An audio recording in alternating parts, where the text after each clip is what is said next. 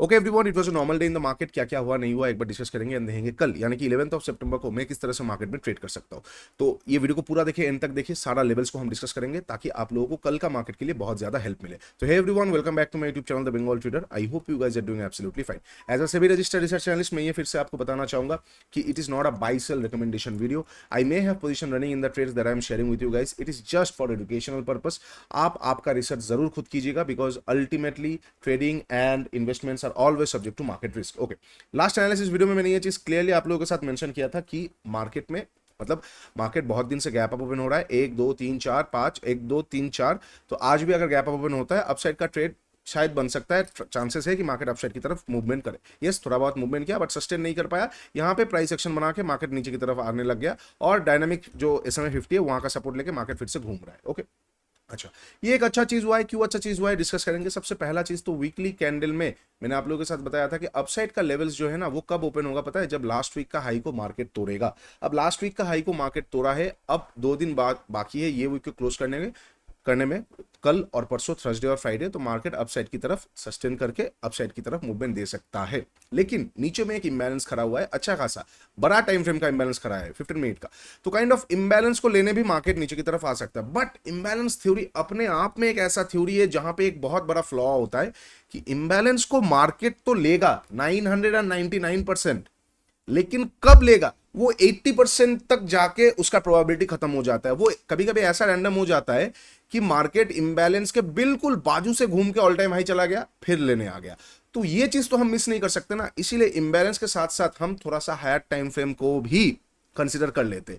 तो अब इंबैलेंस अब जो व्यू है ना, अब न्यूट्रल रखना है। कल तक क्या था? बेयरिश टू साइडवेज था, अब न्यूट्रल रखना है सबसे पहला चीज। अब अगर डाउन साइड का मूवमेंट मिला, ओके डाउन साइड जाना है। अप साइड का मूवमेंट मिला, ओके अप साइड जाना है। ओके, अच्छा, तो मैं कल के लिए कैसे प्लान आउट कर रहा हूं, ये लेवल अगेन बहुत इंपॉर्टेंट है। इसके ऊपर कैंडल मतलब डेली बेसिस कैंडल क्लोज नहीं हुआ है 973 के ऊपर डेली बेसिस कैंडल अगर क्लोज हो जाता है तो बहुत मजा आता है। अभी तक हुआ नहीं तो ठीक है, एक और ट्राई ले सकता है बियर्स। वो कैसे मैं जज करूंगा? अगर कल को मार्केट फ्लैट ओपन होता है, फ्लैट ओपन होकर नीचे की तरफ आता है, anything below today's low I will short the market. Stop losses मेरे अकॉर्डिंग होगा और मैं थोड़ा सा होल्ड करने की कोशिश करूंगा। इंबैलेंस को शायद लेने आ जाए, ठीक है। उससे पहले ऑब्वियसली मल्टीपल टारगेट्स जगह रहेगा, लिक्विडिटीज एंड ऑल। वो मैं मतलब डायरेक्टली टारगेट नहीं बोल रहा हूँ, आप आपके एपेटाइट के हिसाब से रख सकते हो। बट अगर कल को मार्केट फ्लैट ओपन होता है, फ्लैट ओपन होकर नीचे आता है, आज के डे लो के नीचे निकलते ही मैं एक बार शॉर्ट कर सकता हूँ। SMA 50 के नीचे भी निकल जाएगा प्राइस एक्शन पे, जस्ट लाइक येस्टरडे जो मैंने आप लोगों के साथ बताया कि प्राइस एक्शन आता रहेगा, मैं क्वांटिटी एड ऑन करता रहूंगा। मतलब नीचे निकला कुछ क्वांटिटी, उसके बाद एक प्राइस एक्शन आ गया, कुछ और क्वांटिटी, फिर इंबैलेंस फाइनल टारगेट, उसके बीच में लिक्विडिटीज तक का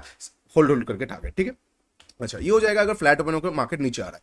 लेकिन अगर फ्लैट ओपन होकर मार्केट नीचे आया, बड़ा आज के लो को तोड़ा नहीं, तो मैं ऐसा नहीं बैठे रहूंगा कि इंबैलेंस को लेगा तभी मैं बाई करूंगा। नहीं नहीं नहीं नहीं नहीं, अगर ऊपर फिर से जाता है, याद रखिए आज के डे हाई तक शायद मैं वेट ना करूं। ये लेवल के ऊपर निकलते ही, ये स्विंग के ऊपर निकलते ही एक बार बाइंग साइड के बारे में मैं सोचूंगा। एक बार बाइंग साइड के बारे में मैं सोचूंगा। क्यों? क्योंकि अगर ये स्विंग, ये एक अच्छा लिक्विडिटी स्विंग है और अगर मैं यहां पे थोड़ा सा मिनिमम स्ट्रक्चर को ड्रॉ करता हूं ना, तो ये मिनिमम स्ट्रक्चर आ जाता है, ये एक मिनिमम स्ट्रक्चर आ जाता है। अब अगर ये मिनिमम स्ट्रक्चर के ऊपर मार्केट निकल जाता है तो मिनिमम ऑर्डर ब्लॉक्स के हिसाब से जो एक वर्किंग रेंज छोटा होता है उसके हिसाब से कैरेक्टर पे चेंज आ जाएगा। तो अगर कल को फ्लैट ओपन होता है, फ्लैट ओपन होकर इस लेवल के ऊपर निकलता है, मैं यहाँ पे कुछ क्वांटिटी ऐड कर सकता हूँ, प्राइस एक्शन पे कुछ और क्वांटिटी ऐड कर सकता हूँ। कहां तक मैं होल्ड करने की कोशिश करूंगा, ये सारा लेवल तक मैं देखूंगा।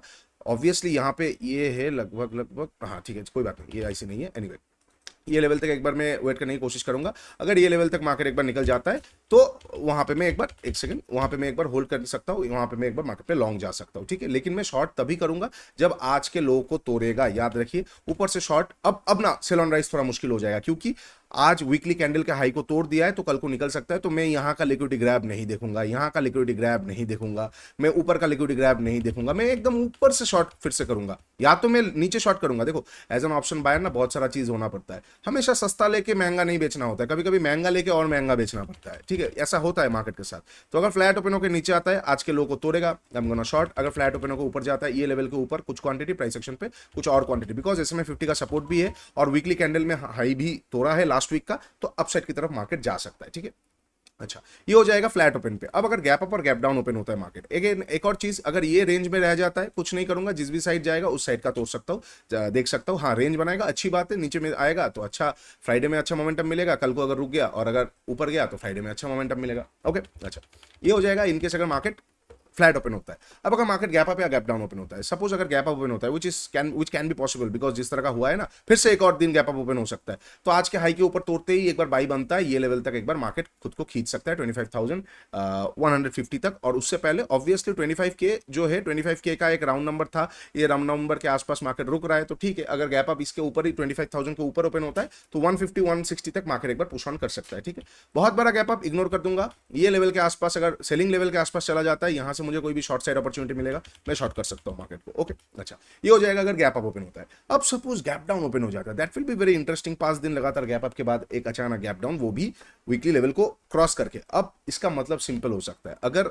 कल को मार्केट गैप डाउन ओपन होता है तो क्या हमें सिनेरियो दे रहा है कि आज का लास्ट वीक का जैसे हाई को तोड़ा है ना, यहाँ पे अच्छा खासा रिटेल पार्टिसिपेशन हुआ है, और यहाँ पे लोग ये जो यहाँ पे देखो एक मिनी सा ब्रेकआउट हुआ है, if you look closely you will see a breakout here, you can see a price action, it is a breakout right. ये ब्रेकआउट पे लोग तो घुसे, बट बहुत लोग ऐसे है ना कि they don't want to accept कि नहीं मार्केट घूम रहा है, वो बैठे रहेंगे, वो बैठे रहेंगे, और मार्केट स्लो पॉइजन की तरह उनको आस होप दिखाते दिखाते कि अभी ऊपर आएंगे, अभी ऊपर आएंगे, उनको और मौका नहीं देंगे। तो कल को अगर मार्केट गैप डाउन ओपन होता है आज के लो के नीचे, ये पूरी तरीके से फंस गए, नेक्स्ट एक्सपायरी तक मैं मार्केट को शॉर्ट करता रहूंगा, थर्सडे मतलब ट्यूसडे तक, नेक्स्ट एक्सपायरी तक मार्केट स्मूथली इंबैलेंस को नीचे आएगा, ये इनको पूरी तरीके से फंसा देगा। नीचे आके लास्ट वीक का लो बहुत हद तक रिस्पेक्ट हो सकता है, मतलब ये लो रिस्पेक्ट हो जाएगा, बीच में से कहीं से घूम के फिर से वो अपसाइड की तरफ जा सकता है। ठीक है, ये हो जाएगा इनकेस अगर गैप डाउन ओपन होता है आज के लो के नीचे या फिर आजू बाजू में। अब अगर बहुत बड़ा गैप डाउन ओपन हो जाता है तो एक प्राइस एक्शन की जरूरत होगा, क्योंकि अच्छा खासा गैप डाउन हुआ है, एक प्रॉफिट बुकिंग आके फिर से प्राइस एक्शन आएगा, तो मैं वहां पे शॉर्ट कर सकता हूं। तो सीधी बात, फ्लैट ओपन होकर नीचे on the with the trade, flat open होकर ऊपर I need a price action to trade, gap up छोटा मोटा आई कैन ट्रेड, बहुत बड़ा आई विल इग्नोर, बहुत बड़ा gap down I need a price action, छोटा मोटा gap down beautiful trading opportunity. तो ये सारा लेवल्स हो जाएगा जहां पे मैं कल 11 सितंबर को ट्रेड करूंगा। उतना कुछ रॉकेट साइंस वाला लॉजिक है नहीं, इसलिए 6-7 मिनट के अंदर वीडियो कंप्लीट हो रहा है, वेरी रेयर। तो ऐसे ही मैं प्लान को फॉलो कर रहा हूँ। अब मार्केट थोड़ा थोड़ा थोड़ा करके स्टेबिलिटी कर रहा है, स्टेबल स्टेबल स्टेबल, जिस दिन गिरेगा एक अचानक से आएगा फिर से, तो उस दिन के लिए हम रेडी है। तो यही हो जाएगा सारा पॉसिबल सिचुएशंस कल 11 सितंबर के लिए। वीडियो अच्छा लगा है तो do like share and subscribe. नीचे इंस्टाग्राम का लिंक दिया हुआ है, जाकर जरूर चेकआउट कर लीजिए। मेंटरशिप प्रोग्राम का भी लिंक दिया हुआ है, जाकर जरूर चेकआउट कर लीजिए, बहुत अच्छा लगेगा आप लोगों को एडवांस चीजें सीखने में। और एडवांस ट्रेडिंग जर्नल है ट्रेडस्क्राइब, गो एंड चेक ट्रेडस्क्राइब, जर्नलाइज कीजिए अपने ट्रेड्स को एंड गेट ग्रोइंग। चलो आज के लिए इतना ही, टेक केयर, बाय बाय, तब तक के लिए ट्रेड स्मार्टली।